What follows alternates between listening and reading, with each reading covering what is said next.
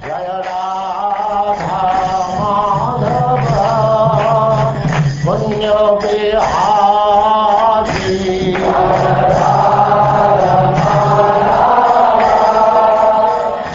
And now Chapter 3, Hiranyakashipu's plan to become immortal.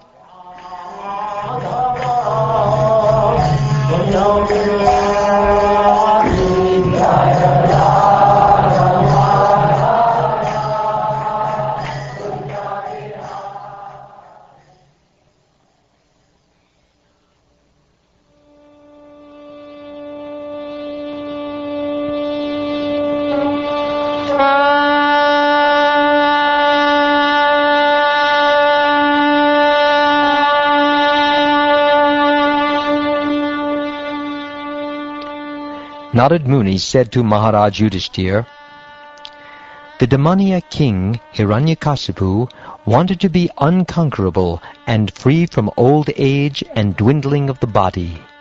He wanted to gain all the yogic perfections like anima and lagima, to be deathless, and to be the only king of the entire universe, including Brahmaloka. In the valley of Mandara Hill, Hiranyakashipu began performing his austerities by standing with his toes on the ground, keeping his arms upward and looking toward the sky. This position was extremely difficult, but he accepted it as a means to attain perfection.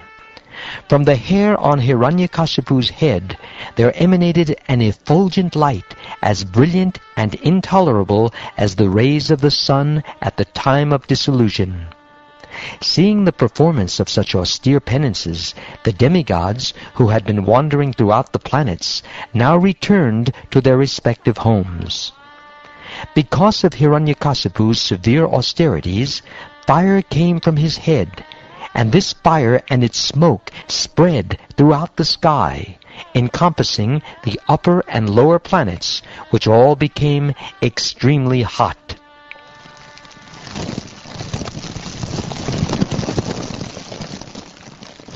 Because of the power of his severe austerities, all the rivers and oceans were agitated. The surface of the globe, with its mountains and islands, began trembling, and the stars and planets fell. All directions were ablaze.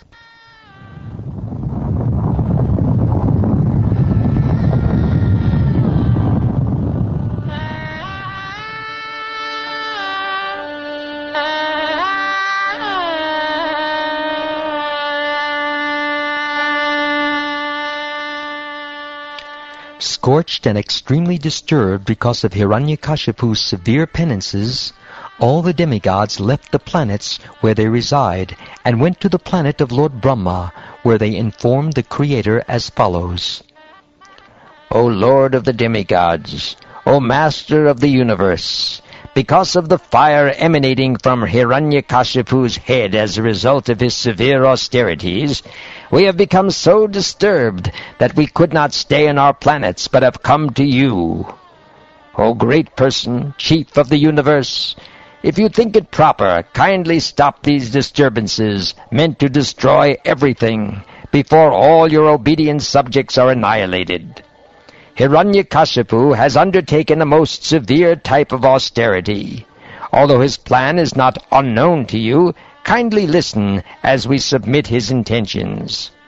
He is thinking, the supreme person within this universe, Lord Brahma, has gotten his exalted post by dint of severe austerities, mystic power, and trance. Consequently, after creating the universe, he has become the most worshipable demigod within it.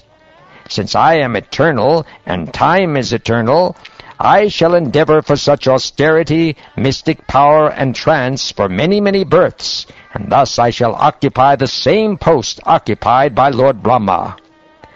By dint of my severe austerities, I shall reverse the results of pious and impious activities. I shall overturn all the established practices within this world. Even Dhruvaloka will be vanquished at the end of the millennium. Therefore, what is the use of it? I shall prefer to remain in the position of Brahma. O Lord Brahma, we have heard from reliable sources that in order to obtain your post, Hiranyakasipu is now engaged in severe austerity. You are the master of the three worlds. Please, without delay, take whatever steps you deem appropriate." O Lord Brahma, your position within this universe is certainly most auspicious for everyone, especially the cows and Brahmins. Brahminical culture and the protection of cows can be increasingly glorified, and thus all kinds of material happiness, opulence, and good fortune will automatically increase. But unfortunately, if Hiranyakashipu occupies your seat, everything will be lost.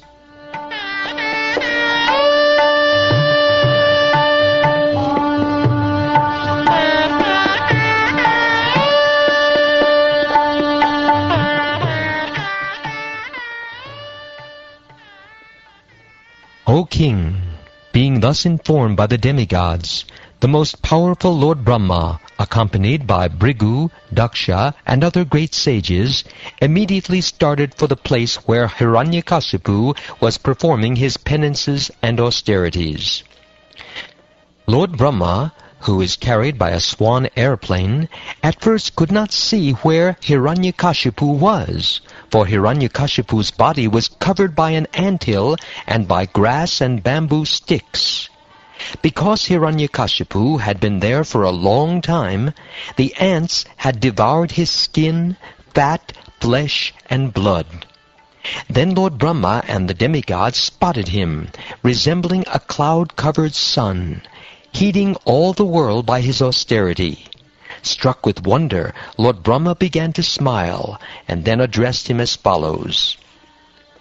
"O son of Kashyapa Muni, please get up. Please get up. All good fortune unto you. You are now perfect in the performance of your austerities, and therefore I may give you a benediction. You may now ask for me whatever you desire, and I shall try to fulfill your wish. I have been very much astonished to see your endurance. In spite of being eaten and bitten by all kinds of worms and ants, you are keeping your life air circulating within your bones. Certainly this is wonderful. Even saintly persons like Bhrigu, born previously, could not perform such severe austerities, nor will anyone in the future be able to do so. Who within these three worlds can sustain his life without even drinking water for 100 celestial years?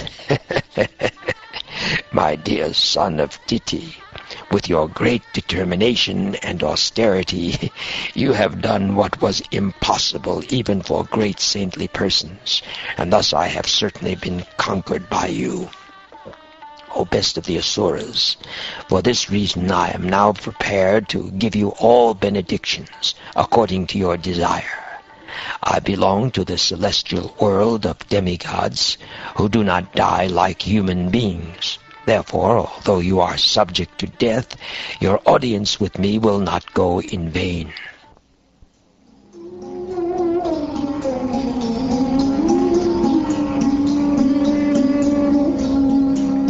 After speaking these words to Hiranyakashipu, Lord Brahma, the original being of this universe, who is extremely powerful, sprinkled transcendental, infallible, spiritual water from his kamandalu upon Hiranyakashipu's body, which had been eaten away by ants and moths.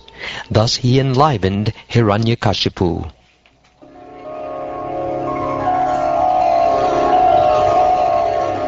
As soon as he was sprinkled with the water from Lord Brahma's water pot, Hiranyakashipu arose, endowed with a full body with limbs so strong that they could bear the striking of a thunderbolt.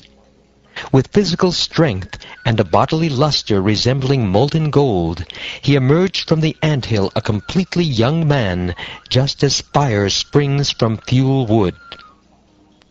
Seeing Lord Brahma present before him in the sky, carried by his swan airplane, Hiranyakashipu was extremely pleased. He immediately fell flat with his head on the ground and began to express his obligation to the Lord.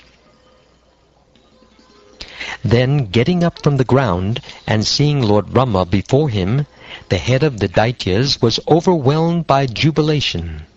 With tears in his eyes, his whole body shivering, he began praying in a humble mood, with folded hands and a faltering voice, to satisfy Lord Brahma. He said, "Let me offer my respectful obeisances unto the Supreme Lord within this universe. At the end of each day of his life, the universe is fully covered with dense darkness by the influence of time. And then again, during his next day, that self-effulgent Lord, by his own effulgence, manifests, maintains, and destroys the entire cosmic manifestation through the material energy, which is invested with the three modes of material nature. He, Lord Brahma, is the shelter of those modes of nature, Sattvaguna, Rajoguna, and Tamoguna. I offer my obeisances to the original personality within this universe, Lord Brahma, who is cognizant and who can apply his mind and realized intelligence in creating this cosmic manifestation. It is because of his activities that everything within the universe is visible. He is therefore the cause of all manifestations. Your Lordship, being the origin of the life of this material world, is the master and controller of the living entities, both moving and stationary, and you inspire their consciousness. You maintain the mind and the acting and knowledge-acquiring senses, and therefore you are the great controller of all the material elements and their qualities, and you are the controller of all desires. My dear Lord, by your form as the Vedas personified, and through knowledge relating to the activities of all the Yajnik Brahmanas, you spread the Vedic ritualistic ceremonies of the 7 kinds of sacrifices, headed by Agnishtoma. Indeed, you inspire the Yajnik Brahmins to perform the rituals mentioned in the 3 Vedas. Being the supreme soul, the super soul of all living entities, you are beginningless, endless, and omniscient, beyond the limits of time and space. O my Lord, your Lordship is eternally awake, seeing everything that happens. As eternal time, you reduce the duration of life for all living entities through your different parts, such as moments, seconds, minutes, and hours. Nonetheless, you are unchanged, resting in one place as the Super Soul, Witness, and Supreme Lord, the birthless, all-pervading controller, who is the cause of life for all living entities. There is nothing separate from you, whether it be better or lower, stationary or moving. The knowledge derived from the Vedic literatures like the Upanishads, and from all the sublimbs of the original Vedic knowledge, form your external body. You are Hiranyagarbha, the reservoir of the universe, but nonetheless, being situated as the supreme controller, you are transcendental to the material world, which consists of the 3 modes of material nature. O my Lord, being changelessly situated in your own abode, you expand your universal form within this cosmic manifestation, thus appearing to taste the material world. You are Brahman, the Super Soul, the oldest, the personality of Godhead. Let me offer my respectful obeisances unto the Supreme, who in his unlimited, unmanifested form has expanded the cosmic manifestation, the form of the totality of the universe. He possesses external and internal energies, and the mixed energy called the marginal potency, which consists of all the living entities. O my Lord, O best of the givers of benediction, if you will kindly grant me the benediction I desire, please let me not meet death from any of the living entities created by you. Grant me that I not die within any residence or outside any residence during the daytime or at night, nor on the ground or in the sky. Grant me that my death not be brought by any being other than those created by you, nor by any weapon, nor by any human being or animal. Grant me that I not meet death from any entity, living or non-living.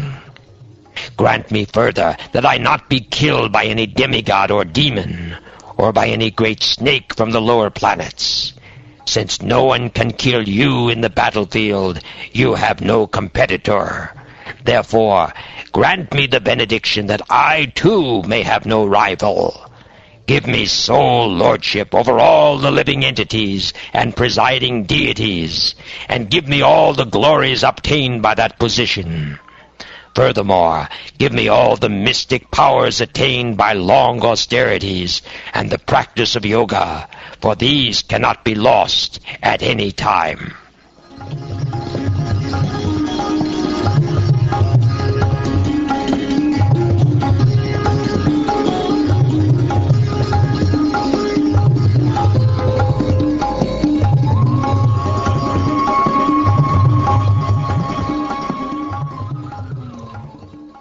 Thus ends the 3rd chapter of the 7th canto of the Srimad Bhagavatam, entitled Hiranyakashipu's Plan to Become Immortal.